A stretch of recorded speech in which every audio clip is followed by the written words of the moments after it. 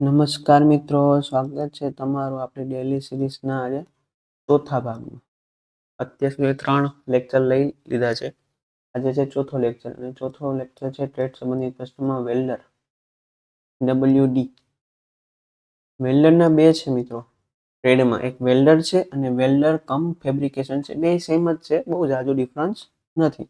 આપણે વેલ્ડરનું આજે લઈએ. મિત્રો હજી લગી એપ્લિકેશન ડાઉનલોડ ન કરી લે તો પ્લે સ્ટોર પર જઈ ગુજરાત જ્ઞાન સર્ચ મારશો એટલે એપ્લિકેશન ડાઉનલોડ થઈ જશે, અથવા ડિસ્ક્રિપ્શનમાં આપણે લિંક પણ આપેલી છે, એનો પણ ઉપયોગ કરી શકો. કોઈ પણ પ્રશ્ન હોય તો આપણો વોટ્સઅપ નંબર આપેલો છે, ફોન પણ કરી શકો છો 90 810 091 95. તો ચાલો મિત્રો આજનો લેક્ચર શરૂઆત કરીએ પહેલા ક્વેશ્ચન સાથે.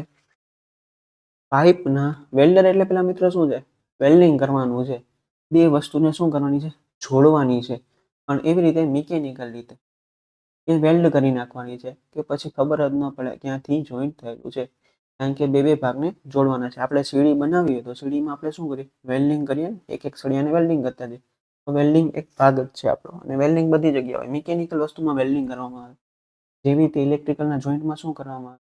બે વાયરને જોઈન્ટ કરવામાં બરાબર. બે સિમ્પલ જોઈન્ટ કરીને એના ઉપર આપણે ટેપ મારીએ, જ્યારે વેલ્ડિંગમાં ગરમ કરીને વેલ્ડ કરવામાં આવે. તો પહેલો પ્રશ્ન, પાઇપના ગેસ વેલ્ડિંગ માટે જે નોઝલ સાઇઝ પસંદ કરવા માટેનો આધાર શું છે? જે નોઝલની સાઇઝ હોય એમાં આધાર શું છે? ગુવ એંગલ, વેલ્ડિંગ સ્થિતિ, પાઇપનો વ્યાસ, પાઇપ હોલ્ડની. ગુવ એંગલ એટલે મિત્રો તમને ખબર છે જે એંગલ હોય ને, જે પાઇપનો એંગલ ની જે રાઉન્ડ ઉપર જે રાઉન્ડ કિનારી હોય ને એનાથી જે ઓલો એંગલ બનતો હોય ને, ગોળ એંગલ, અંદરનો એંગલ શું કહેવાય? અંદરનો એંગલ કહેવામાં આવે. ઇંગ્લિશ શબ્દ છે, આપણે તો અહીં ગુજરાતીમાં લખેલો છે. નોઝલની સાઇઝ પસંદગી કરવા માટેનો આધાર, મુખ્ય આધાર શું છે? તો પાઇપના હોલની જાડાઈ, અંદરના હોલની જે જાડાઈ છે એના ઉપરથી નોઝલની સાઇઝ નક્કી કરવામાં આવે છે. ગેસ વેલ્ડિંગ માટે પાઇપના હોલની જાડાઈ નક્કી કરવામાં આવે છે. ગેસ વેલ્ડિંગ મિત્રો કેમાં વપરાય? જે એકદમ બારીક મટીરિયલ હોય લોખંડ, જેમ કે આપણે એમ કે લોખંડની જે સાયકલ હોય, સાયકલમાં તમારે કંઈ થઈ ગયું હોય, તમારે વેલ્ડિંગ કરાવવું પડે, તેમાં ગેસ વેલ્ડિંગ, ઇલેક્ટ્રિક વેલ્ડિંગ ન ચાલે. ગેસ વેલ્ડિંગ એકદમ જે બારીક મટીરિયલ એના માટે વપરાય છે. એમાં પાઇપ હોલ બરાબર, લોખંડના સળિયા નાના નાના જે સિમ્પલ, જેની જાડાઈ બહુ ઓછી હોય. પછીનો પ્રશ્ન, કયા પ્રકારના ફિલર રોડમાં લોખંડની ટકાવારી ઊંચી હોય છે? મિત્રો ફિલર રોડ એટલે વેલ્ડિંગ કરવા માટે બરાબર જે એક સળિયો ગરમ કરીએ આપણે બરાબર, એ સળિયો ગરમ થાય એટલે ઓગળવા માંડે, અને જે બે મટીરિયલને જોડવાના છે ત્યાં અહીં ઓગળીને પીગળીને અહીંયા જોઈન્ટ થતું જાય, એટલે ઓલા બે મટીરિયલ જોઈન્ટ થઈ જાય અને આની એક પરત બની જાય. આજે ફિલર રોડ કહેવામાં. તો ફિલર રોડ પણ અલગ અલગ પ્રકારના અલગ અલગ મટીરિયલ માટે અલગ અલગ આવે છે. તો કયા ફિલર રોડમાં લોખંડની ટકાવારી સૌથી વધારે હોય છે?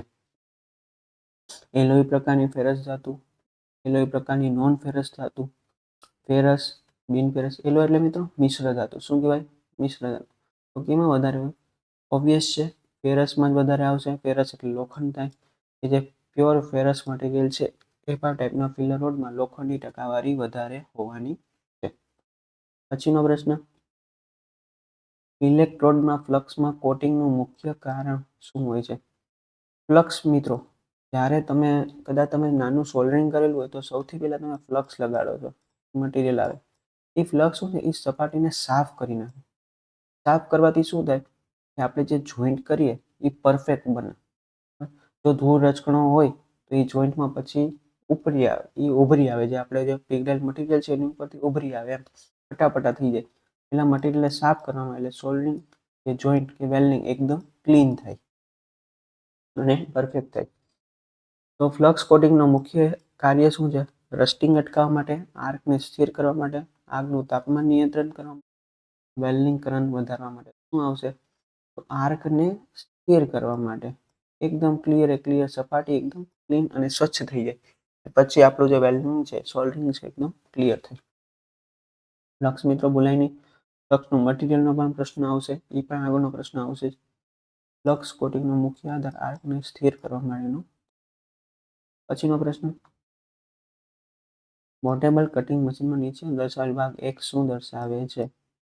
કટિંગ મશીન આપેલું છે, પોર્ટેબલ છે, એટલે ગમે એમ હું કરી શકાય. પોર્ટેબલ મટીરિયલ આવે ને સ્કીન, પોર્ટેબલ એટલે ગમે ત્યારે આપણે જે રીતે પોર્ટેબલ વેલ્ડિંગ મશીન આવે છે, બરાબર, કે સિમ્પલ બેગની જેમ પહેરી લેવાની ને ગમે આપણે.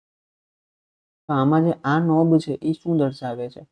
તો પ્રીહીટ નિયંત્રણ, સ્પીડ નિયંત્રણ, વર્ટિકલ કંટ્રોલ, હોરિઝોન્ટલ કંટ્રોલ. મિત્રો જોતા જ ખબર પડે છે એ સ્પીડને નિયંત્રણ કરતું હશે. આ શું કરે છે? સ્પીડને નિયંત્રણ છે. પછીનો પ્રશ્ન, ગેસ વેલ્ડિંગમાં ઉપયોગમાં લેવાતા ઓક્સિજન સિલિન્ડરમાં દબાણનો એકમ કિલોગ્રામ પર સેન્ટીમીટર સ્ક્વેર. મિત્રો આનો બીજો એકમ આપણને ખબર હોવી જોઈએ. એસા એકમ આપણે જોયું હતું. શું છે? પાસ્કલ. દબાણનો એકમ શું છે? પાસ્કલ. જેને PA પણ લખવામાં આવે છે. એટલે જો કિલોગ્રામ પ્રતિ સેન્ટીમીટર સ્ક્વેર ના આપેલું હોય તો એના બદલે શું આપેલું હોય છે? પાસ્કલ આપેલું હશે. એ પણ આપણે આઈડિયા હોવી જોઈએ. તો ગેસ વેલ્ડિંગમાં આપણે ઓક્સિજન સિલિન્ડર જે હોય છે એમાં પ્રેશર કેટલું હોય છે? તો 120 થી 150 પાસ્કલ અથવા કિલોગ્રામ પ્રતિ centimetre square, 110 to 150 pascal, 100 to 150 pascal અને 90 થી 150. તો મિત્રો આમાં કેટલા આવશે? કેટલું પ્રેશર આવશે? યાદ રાખવાનું છે મિત્રો, 120 થી 150 કિલોગ્રામ પ્રતિ સેન્ટીમીટર સ્ક્વેર અથવા પાસ્કલ. 120 થી કેટલું? 150. પછીનો પ્રશ્ન, પિત્તળના વેલ્ડિંગમાં કયા પ્રકારનો ફ્લક્સનો ઉપયોગ થાય છે? મટીરિયલ જુદું, ફ્લક્સ જુદો, પિલર લોડ પણ જુદો જુદો હોય છે. એન્ટીબોરેક્સ, બોરેક્સ પેસ્ટ, ક્રાયોલાઇટ અને બોરિયમ ક્લોરાઇડ, ઝિંક ક્લોરાઇડ અને પોટેશિયમ ડાયક્રોમેટ. તો શું આવશે? પિત્તળના વેલ્ડિંગમાં બોરેક્સ પેસ્ટ હોય છે. કઈ છે? બોરેક્સ. બોરેક્સ ટાઈપનો પેસ્ટ આવે છે. એટલે પાવડર જેવું ન હોય પણ ટૂંકમાં ક્રીમની જેવું, જે ડાયરેક્ટ લગાડી નાખવાનું. ઇલેક્ટ્રિકલના સોલ્ડરિંગમાં પણ બોરેક્સ જ પેસ્ટ હોય છે. જો મિત્રો આપણા કોર્સની ડિટેલ આવી ગઈ છે. આપણી એપ્લિકેશનમાં આપણે કોર્સ મૂકેલો છે. સરસ મજાનો કોર્સ છે. એમાં તમારું શું શું કવર થશે? કે 100 ગુણનો સંપૂર્ણ અભ્યાસક્રમ, ITIના 14 ટ્રેડનું સર્વશ્રેષ્ઠ મટીરિયલ અને ખૂબ જ વ્યવસ્થિત પ્લાનિંગ સાથેનું મટીરિયલ, ટેસ્ટ સ્વરૂપે, PDF સ્વરૂપે, વિડીયો સ્વરૂપે, સામાન્ય જ્ઞાન, ઇતિહાસ, ભૂગોળ, ગુજરાતનું કરંટ, અંગ્રેજી, ગુજરાતી વ્યાકરણ, કમ્પ્યુટર, આ 50 માર્કનું પણ સંપૂર્ણ કન્ટેન્ટ અને તમામ મિસિંગ ટોપિક ટેસ્ટ. તો મિત્રો હજી લગી કોર્સ ન વિઝિટ કર્યો તો એકવાર વિઝિટ કરી લેજો. નોર્મલ રેટમાં આપેલો છે. અને બીજું મિત્રો એટલું છે કે આ સિવાય તમારે બીજું કોઈ મટીરિયલ કે અન્ય કોઈ સાહિત્ય ખરીદવાની જરૂર પડશે નહીં. તો મિત્રો આજે જ આપણા કોર્સની મુલાકાત લેજો. ચાલો આપણે આપણા નેક્સ્ટ પ્રશ્ન ઉપર જઈએ. કયો ટેસ્ટ ધાતુની કઠિનતા દર્શાવે છે? એટલે કઠિનતા એટલે ધાતુ કેટલો સખત છે, બરડ છે, એ દર્શાવે છે. ટેન્સાઇલ ટેસ્ટ, બ્રિટલ ટેસ્ટ, શાર્પી આયોજન ટેસ્ટ, અલ્ટ્રાસોનિક ટેસ્ટ. તો ખબર પડે છે બ્રિટલનેસ જ આવે. શું કામ? બ્રિટલ અંગ્રેજી શબ્દ છે બ્રિટલ. બ્રિટલ મટીરિયલ એટલે કેવું? તો બ્રિટલ છે, સખત મટીરિયલ. કેવું છે? સખત. ધાતુની કઠિનતા દર્શાવવા માટે શું ટેસ્ટ આવે છે? બ્રિટલ ટેસ્ટ, સખત ટેસ્ટ. આકૃતિમાં વિકૃતિનો પ્રકાર કયો દર્શાવવામાં છે? મિત્રો જો આ બે વચ્ચે વેલ્ડિંગ કરવામાં આવેલું છે. આ વેલ્ડિંગમાં જો કંઈક તમને અલગ દેખાય છે? જો આપણે જોઈએ વિકૃતિ. વિકૃતિ એટલે ખામી. વિકૃતિને ગુજરાતીમાં સમાનાર્થીમાં શું કહી શકાય? ખામી કહી શકાય. વ્યાપક વિકૃતિ, કોણીય વિકૃતિ, ત્રાંસી વિકૃતિ અને રેખાંશ વિકૃતિ. તો કઈ વિકૃતિ લાગે છે મિત્રો? ત્રાંસી વિકૃતિ. જો અહીંથી આ મટીરિયલ આડું થઈ ગયું, એ સિમ્પલ જ રહેવું છે. અહીંથી વેલ્ડિંગ કરતા હતા થોડુંક આ મટીરિયલ નીચે રહી ગયું, એટલે તો અહીંયાથી વેલ્ડિંગમાં પ્રોબ્લેમ થઈ. એટલે આ કઈ વિકૃતિ છે? ત્રાંસી વિકૃતિ. પછીનો પ્રશ્ન, ફ્યુઝન ઝોન શું છે? ફ્યુઝડ ઊંડાઈ, ફ્યુઝનનો અભાવ, જોઈન્ટની ધાર કે જોઈન્ટની સપાટી. તો ફ્યુઝન ઝોન એટલે શું? જોઈન્ટની સપાટી. જે બે વસ્તુનું આપણે વેલ્ડિંગ કરવાનું, સોલ્ડરિંગ કરવાનું છે, તો જે આ જે કોમન જે સપાટી છે, આ જે સપાટી છે કે જ્યાં વેલ્ડિંગ કરવાનું છે, એને શું કહેવામાં આવે છે? ફ્યુઝન ઝોન એટલે જોઈન્ટની સપાટી. પછીનો પ્રશ્ન, વેલ્ડેડ બીડ ઉપર સ્લેગ દૂર કરવા માટે કયા સાધનનો ઉપયોગ થાય છે? આપણે વેલ્ડિંગ કરેલું હોય, બરાબર, વેલ્ડિંગ કર્યા પછી અહીંયા વેલ્ડ કર્યું હોય તો અહીંયા જે થોડા જે ફિલરોના થળ જામી ગયા હોય, જો સારું વેલ્ડિંગ કરેલું હોય તો બહુ ઓછા હોય, નબળું વેલ્ડિંગ હોય તો બહુ વધારે હોય. આ થળને દૂર કરવા માટે આપણે શેનો ઉપયોગ કરીએ છીએ? છીણી, આઈ સ્ક્વેર, ચીપિંગ હેમર કે બોલપેન હેમર? તો શું આવશે મિત્રો? Chipping hammer. સાહેબ ચીપિંગ હેમર વાળી કઈ? હેમર એટલે શું થાય મિત્રો? હથોડી. ચીપિંગ હેમર એટલે સાહેબ કઈ ટાઈપની હથોડી? મિત્રો એની પણ ડિટેલ શું તમને યાદ રહે, કારણ કે આપણું જે માઇન્ડ છે એ આકૃતિવાળા પ્રશ્નો તરત આકૃતિ તરત સમજાઈ જાય છે. તો આ છે ચીપિંગ હેમર. શું છે? જો એક બાજુની ધાર શું છે?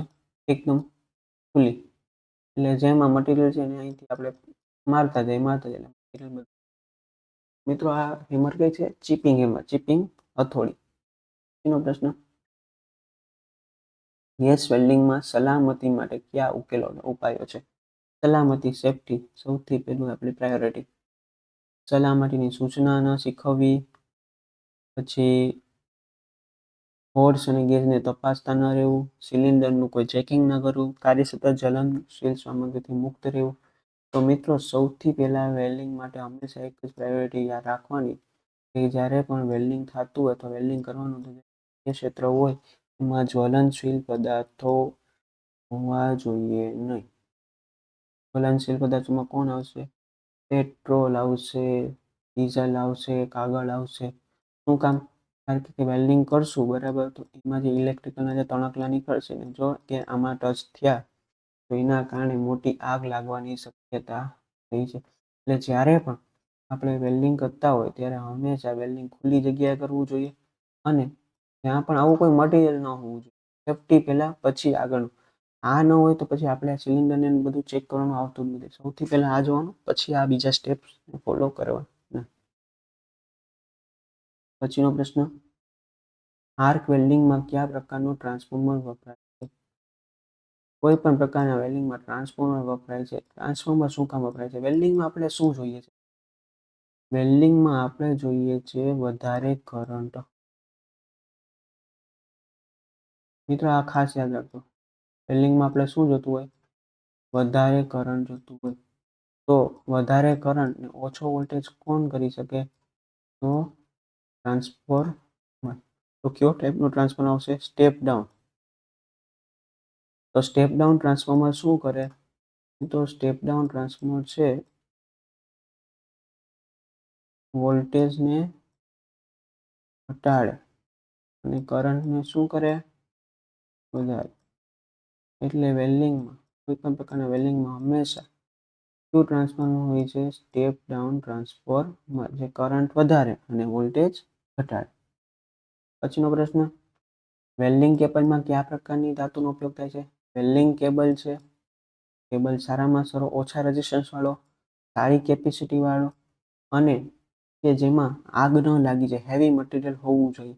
તો શું આવશે? કારણ કે વેલ્ડિંગ કેબલમાં કરંટ પુષ્કળ પસાર થશે એટલે આઈ સ્ક્વેર આરટી પ્રમાણે હીટ લોસ પણ ખૂબ વધારે થાય છે. કઈ મટીરિયલ આવશે? તો કેબલ માટે સૌથી સારો કેબલ એક જ છે, તાંબાનો કેબલ. તાંબુ એટલે કોપર. કોપરનો વાયર હોવો જોઈએ, એકદમ હેવી મટીરિયલ કે જેમાં આગ લાગે નહીં.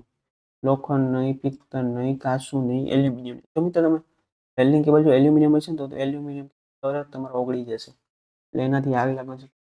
કોપરનું હોવું જોઈએ ને હેવી મટીરિયલ હોવું જોઈએ જેનાથી આગ લાગે નહીં. કારણ કે વેલ્ડિંગમાં શું વધારે હોય? કે વેલ્ડિંગમાં હંમેશા કરંટ હોય વધારે હોય, એટલે મટીરિયલ આપણે કેવું જોઈએ? સારામાં સારું હેવી મટીરિયલ હોવું. પછીનો પ્રશ્ન, વેલ્ડિંગમાં લાંબા આર્કની અસર શું છે? આર્ક છે, જે આગ છે એ લાંબો હોય થોડું, તો એનાથી શું અસર થાય? નોર્મલ પેનિટ્રેશન, વધુ પેનિટ્રેશન, ઓછું પેનિટ્રેશન કે ઓછું વેલ્ડ ડિપોઝિટ? તો શું આવશે? પેનિટ્રેશન કેવું થાય? ઓછું થાય. એટલે આપણે જે વેલ્ડિંગ રોડ છે નજીક રાખવાનો, એટલે પેનિટ્રેશન વધારે થાય અને આપણું કામ તરત થાય. આનાથી શું થાય? જેમ આર્ક દૂર રાખશો તો મટીરિયલ તો આર્ક લાંબો થતો જશે અને પેનિટ્રેશન કેવું થશે? ઘટતું જશે. પછીનો પ્રશ્ન, જો ઇલેક્ટ્રિક પાવર સપ્લાય ન હોય તો આર્ક વેલ્ડિંગ માટે શેનો ઉપયોગ થાય છે? આર્ક વેલ્ડિંગ છે એટલે ઇલેક્ટ્રિક વેલ્ડિંગ છે. હવે સપ્લાય જ નથી તો શું કરશો? નહીં થાય વેલ્ડિંગ. નહીં મિત્રો, એના માટે આપણે ટેમ્પરરી વ્યવસ્થા હોય જ છે. Rectifier set, transformer set, engine generator set કે મોટર જનરેટર સેટ. તો મિત્રો એના માટે હંમેશા એન્જિન જનરેટર સેટ હોય છે. બધી જગ્યાએ તમે જાઓ કે તમે ખાણમાં જાઓ કે ગમે ત્યાં કંઈ બધી જગ્યાએ ઇલેક્ટ્રિક સપ્લાય અવેલેબલ ન હોય પણ ઇલેક્ટ્રિક સપ્લાય જનરેટ કરવામાં આવે એન્જિન જનરેટર સેટ દ્વારા. અને એ જે સપ્લાય છે બરાબર, એમાંથી એક લોકો એક બોર્ડ આપી દે, એ બોર્ડમાં આપણે પછી વેલ્ડિંગને બધું ચાલુ કરવાનું. એન્જિન જનરેટર સેટ હોય.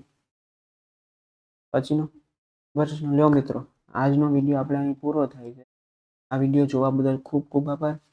વિડીયોને તમારે જો વિડીયો મિત્રો હોય તો લાઇક, શેર અને સબસ્ક્રાઈબ તમારે કરવાનું છે અને વધુમાં વધુ મિત્રો જોડે શેર કરવાનું છે કે જેથી આપણી આ ફ્રી સિરીઝનો લાભ બધા મિત્રો લઈ શકે. નીચે ડિસ્ક્રિપ્શનમાં મિત્રો તમને આપણી એપ્લિકેશનની લિંક આપેલી છે. લિંક ડાઉનલોડ કરી લેજો અને તમારું સરકારી નોકરી મેળવવાનું સપનું આ વખતે તૈયારી કરીને તમે પૂરું કરજો. કોઈ પણ પ્રશ્ન હોય આ મોબાઈલ નંબર આપેલો છે એમાં ફોન પણ કરી શકો અને વોટ્સઅપ મેસેજ પણ કરી શકો. તો મિત્રો થેન્ક યુ. આજે આટલું રાખીએ, મળીએ નવા વિડીયો સાથે. ઓકે, જય હિન્દ.